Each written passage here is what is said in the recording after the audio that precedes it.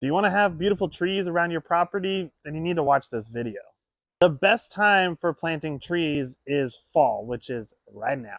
And you do not want to let this fall pass you by because so many people will say, well, we'll plant a tree in the spring and then fall comes around and spring comes around and they go years and years without actually getting any trees planted.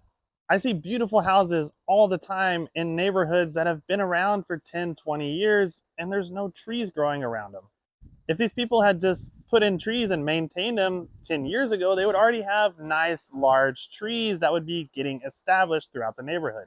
That's why there's a saying that goes, the best time to plant a tree is 30 years ago, but the second best time is now. So don't let another planting season pass you by. Hit up your local nursery and see what types of trees will grow best in your area and will fit the size of your property, and get them in the ground now so that they can start growing and keep growing over the next several years. The sooner you get started with planting trees, the sooner you get to enjoy them.